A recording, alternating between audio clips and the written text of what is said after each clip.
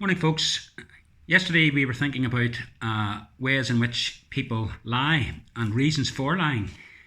Thinking about the commandment that God gives us, number 9 in the law, you shall not bear false witness. Generally speaking, you shall not lie. And yesterday we were thinking that people lie in order to defend themselves, to get them out of difficult and sticky situations. This morning I want us to think about the way in which people lie in order to hurt other people. We're all familiar with the story of Joseph. And in Genesis chapter 39, we're told how Joseph was tempted by Potiphar's wife to commit a sexual sin. Joseph, of course, was a godly young man. And by God's help and with God's grace, he was able to refuse the onslaught of temptation. He was able to turn away from Potiphar's wife's advances.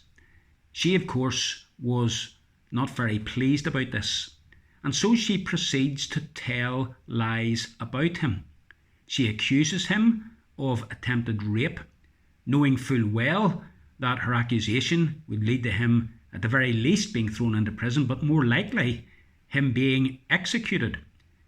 She tells a lie in order to get her own back on Joseph and in order to hurt him. You've got an example of this type again in 1 Kings 21, where two scoundrels from among the community, they'd probably been paid by the queen to do this, they stand up in a court of law and they tell lies about Naboth. And those lies result in Naboth being found guilty and being stoned to death. People tell lies in order to get their own back on people. People tell lies to do damage to others. We know, of course, that many people spoke lies about Jesus, particularly at the time of his trial. I wonder, have you ever told lies in order to get someone into trouble? Maybe someone against whom you've had a grudge. Maybe, young person, you've told lies about your brother or sister, either to get yourself off the hook or to put them on the hook. I wonder, have you ever told lies in work that has resulted in a fellow employee getting into bother as a result of your lying? The amount of lying that takes place is phenomenal.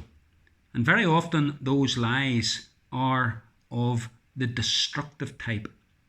People saying things about other people that are not true at all, or that are only partially true, but in being partially true, they are actually condemning the person. Brethren, here is another type of lying that we must avoid. Telling lies in order that someone else might suffer. Ask God to help you to guard your tongue. Set a watch over my mouth, O Lord. Keep watch over the door of my lips. May God help us as we seek to overcome this particular temptation to sin. Tomorrow we look at another way in which people lie. In the meantime, I trust you have a good day, brethren. God bless.